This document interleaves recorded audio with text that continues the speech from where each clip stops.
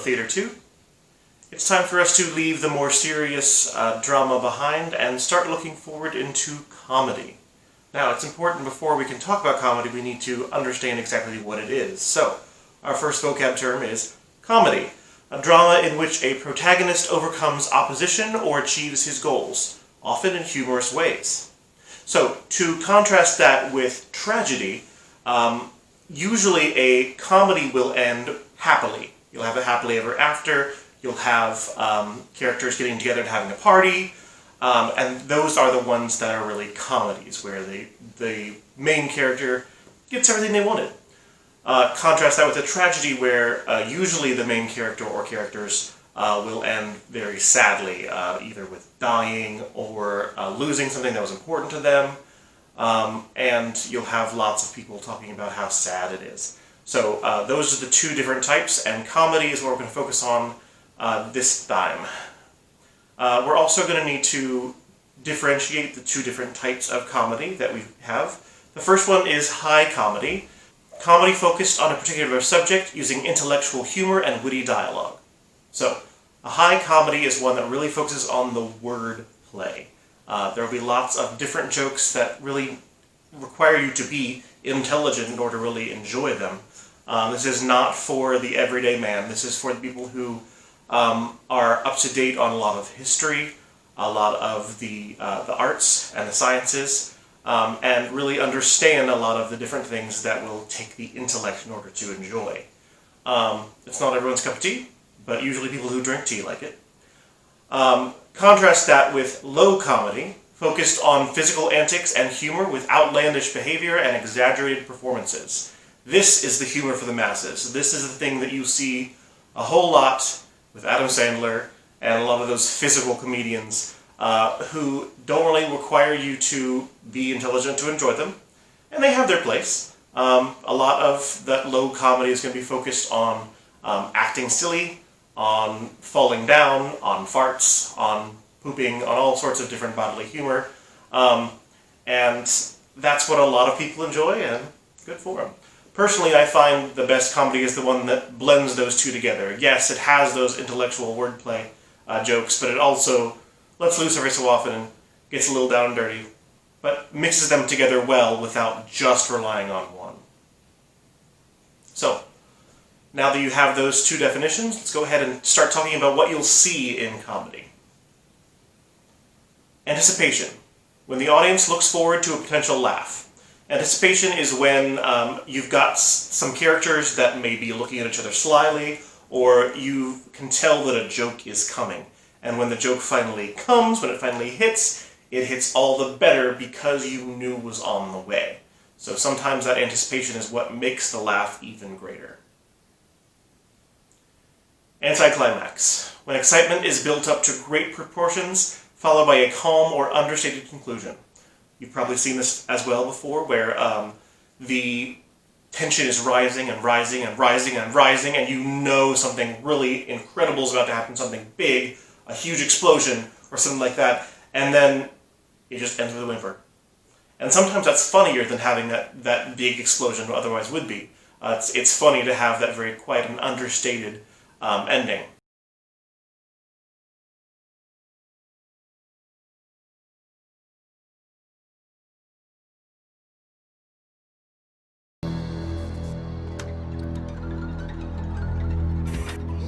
Well, at least I'll have my revenge. Bob, no! Don't you see? That would be taking the easy way out. I agree.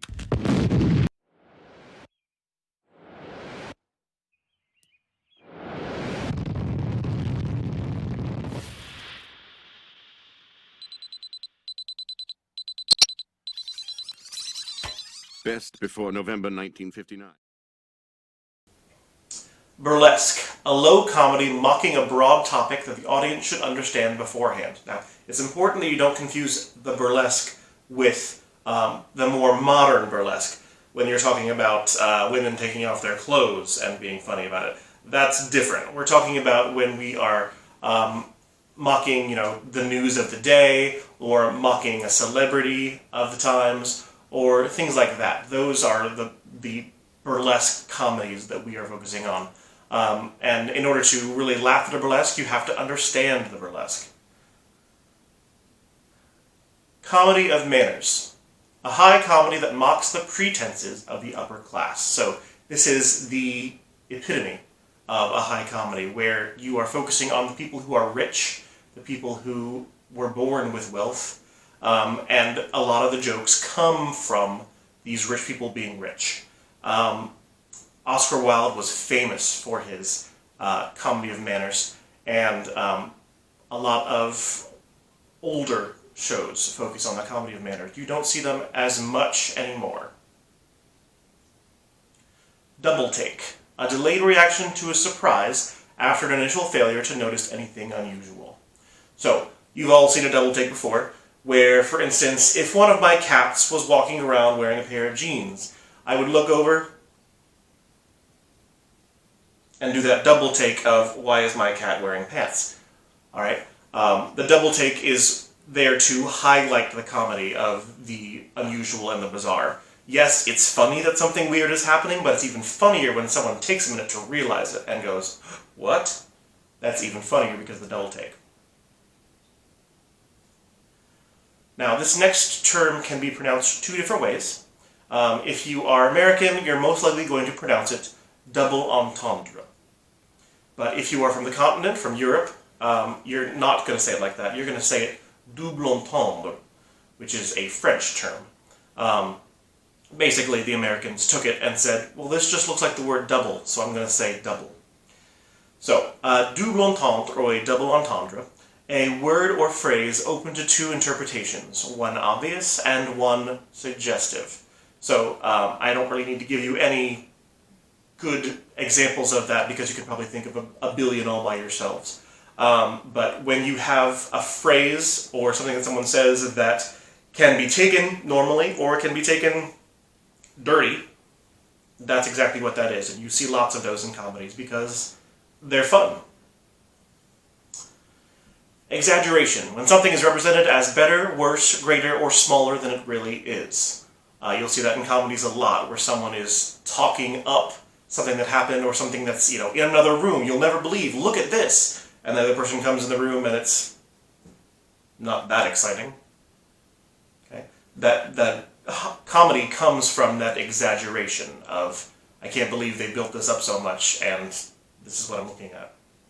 And often that's reversed on itself if once that second character leaves, then the thing becomes, again, crazy or ridiculous. So they missed out on that.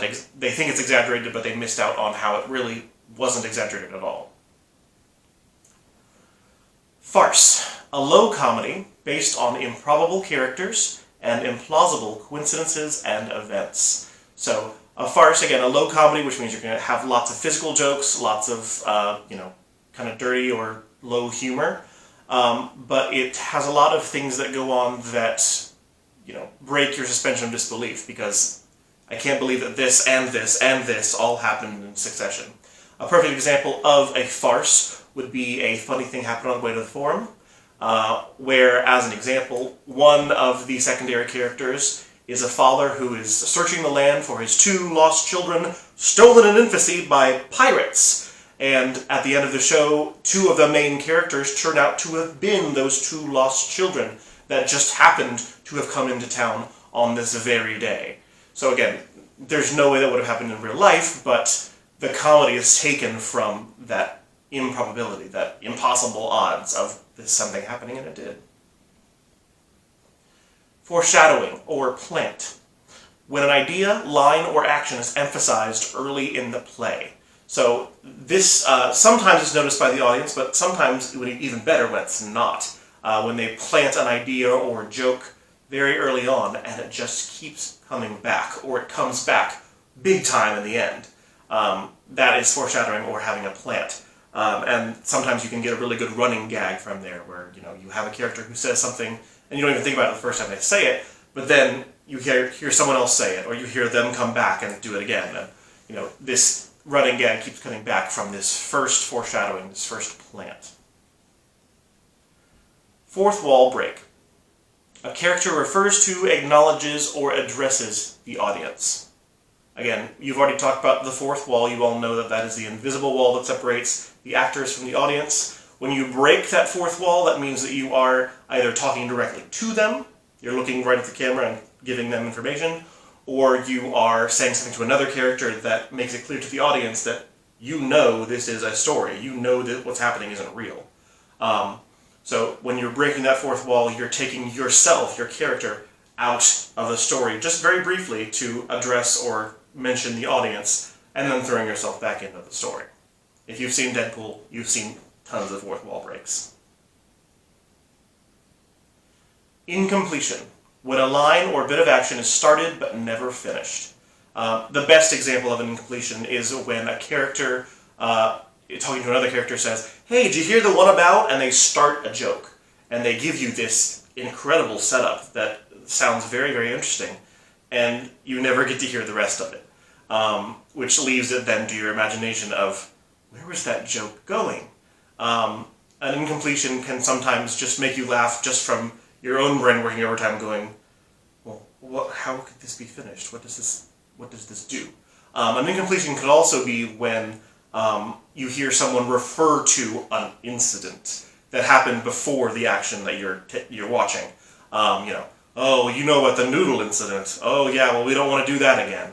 And you're never told what the noodle incident is. That's an incompletion as well, where you're left out of the vital information and the comedy comes from that. Incongruity. Anything that seems out of place, out of time, or out of character. So the comedy comes from something happening that doesn't make sense in the time period or with that character.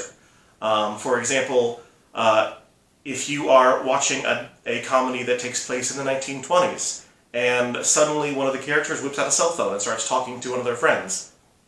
That doesn't make sense. There were no cell phones back then. That's the comedy of it. You have something that definitely doesn't belong in that time period, and it's hilarious because they don't care, they're still using it anyway. Or you might see a piece of the set, break on purpose, or something like that that is out of place, and the comedy comes from that happening and, breaking that fourth wall again. Parody or spoof. A low comedy that mocks a certain person or work by exaggerating the subject. And a lot of times you've made it if you've been parodied or spoofed. A lot of actors feel like they're not really famous until they've had someone parodying their work or spoofing them as a person. The same way as a lot of musical artists really know that they've become famous when one of their songs is parodied by Weird Al Yankovic. A lot of people really see that as a huge honor, which it is. But they understand, I'm famous now because this person or this work is mocking my work. And the joke isn't funny to the audience unless they already know about my work. So having a parody about your work is actually a bit of a compliment.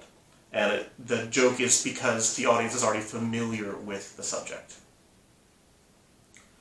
Pratfall. A fall taken on purpose to be funny. I shouldn't really have to explain that one. When you've got a pratfall, it means that you have a character who is walking down the stairs and there's a dog, or there's a person, or there's something that the audience saw earlier in the scene. And they slip on it and they fall and they make those exaggerated whoa, whoa noises, or they fall into something that's not supposed to be fallen into. It's a very low comedy sort of thing. It's a physical humor. But it can be effective when used well.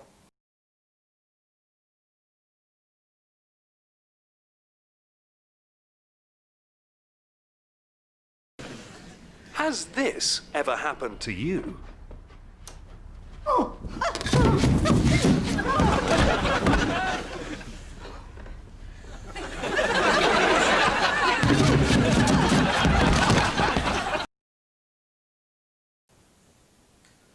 Protection. When an audience can safely laugh at violence, monstrosity, or cruelty, knowing it is not real. So you have that audience protection when you've got something going on where a character is being, brutalized in some way. You've got violence, you've got people losing limbs, things like that. But the audience can still find it funny because they know that no one is actually being hurt. A lot of horror comedies rely on this. They have blood and guts flying everywhere, and often to an extent where it's completely impossible that a human being would have that much stuff in them. And so the humor comes from knowing that. A great example of that is Dracula, Dead and Loving It, where one of the characters is going to drive a stake through the heart of a vampire laying in their tomb, and they drive the stake in, and an impossible amount of blood spews out of the vampire. It covers everything in the room. It keeps coming and coming and coming. And, if this were real life, it'd be horrifying, but because it's a comedy and there is just this impossible amount of blood coming out, it's kind of funny now. In the same way, when you have a character that is near to violence, they're not having the violence committed to them, but the violence is nearby, but because it's a comedy and you know they're a main character, you know they're safe. It's kind of like a plot armor. And so you're not worried about the character because this is a comedy, they're going to be fine. Yes, this violence is happening near them, but it's still funny because the main character is okay. Recognition. When the audience discovers hidden or obscure meaning in a character's misunderstanding. Now, this is a classic comedic bit where somebody hears half a conversation through the door, and they hear only the worst parts of the conversation, so they don't understand that the conversation was actually something good. And so then they get upset, and they, talk to somebody else, and the confusion keeps on growing and growing and growing. But the audience thinks it's funny because they know, well, that's not what they meant, and that's not what they said, and so the comedy can continue. And often the audience is really going to be amused by something obscure in that, something that's a very small detail that causes it to be an even funnier scene. Relief. When pressure is built up, then released, resulting in laughter. A lot of comedies will use this when you have a more tense scene. They're going to have the characters who are sitting at dinner with a family member, and the conversation is awkward and stilted, and there's some pressure building up, and you're not quite sure how it's going to be relieved, and then suddenly someone comes in with the turkey on fire, and so you have that relief, and now you can laugh because all of that tension is gone. So that's relief. Running gag. An amusing joke that appears repeatedly throughout a comedy. Again, when you have that foreshadowing, that plant in the beginning, when the running gag can keep on coming back, and that can be the joke that you think of whenever you think of that comedy. Oh, can you remember that running gag of this happening 15 times through the show? And it was still funny, even to the 15th time, because you knew it was going to be coming back. Part of the humor is, I bet this joke is going to return again. Satire. A high comedy that mocks human folly, societal views, or individuals with the goal of changing them. So a satire is a comedy with really lofty goals. Not just there to make you laugh, but also to make you think. And say, this is how our world works. Should it work like that? I feel like we need to be being more careful in our choices if this is the world that we have because of these individuals, these views that we hold. One of the satires that is actually a low comedy, and many times would be Borat. Yes, he uses lots of gross out humor and ridiculous things that a low comedy would, but 90% of the time he's doing it to expose how terrible some things in our society have gotten, and make you think, wow, I can't believe that this character of Borat could say something so offensive, so wrong, and still have people agreeing with him up to a point. What's gone wrong with our society that this can happen? So satire usually is a high comedy, but occasionally a satire can go into low comedy as well. Slapstick. Low comedy based on deliberately clumsy actions and humorously embarrassing events. Personally, I hate slapstick. I can't watch it because I just shudder whenever I see someone make a fool of themselves. But a lot of people love slapstick, watching people trip over themselves, watching people accidentally smash a pie into someone else's face. That's just what makes them happy. More power to them. But slapstick is definitely low comedy, and that's all it is. Scream scene, where actors hide from other actors on stage, overhearing important dialogues. Again, this comes back to when you've got the recognition from the audience where the character is misunderstanding just a part of the conversation because they were hiding behind a door or hiding behind just a thin screen that somebody might get changed behind in older comedies. So you've got one character who is hidden from the other characters, but you know they're there, and they heard something that they weren't supposed to hear. And finally, tongue-in-cheek. A humorous or sarcastic statement expressed in a mock-serious manner. When someone is making fun of somebody else, they will often use a tongue-in-cheek manner of speaking. They will say, "Oh, absolutely, I definitely understand exactly where you're coming from. I agree completely." Every word they said was actually just mocking the other character, but because they said it in a serious manner, the other character took them seriously, as they were supposed to. But really, they were making fun of them the entire time. Tongue-in-cheek comes from when you are trying not to laugh. Sometimes you'll bite your tongue in order not to crack up. So that is where the phrase comes from. So, those are our 25 comedy vocabulary terms, and you're going to be exploring a lot of these terms as we watch scenes and films throughout this unit. I hope you guys enjoy them. Go ahead and come back to the meet.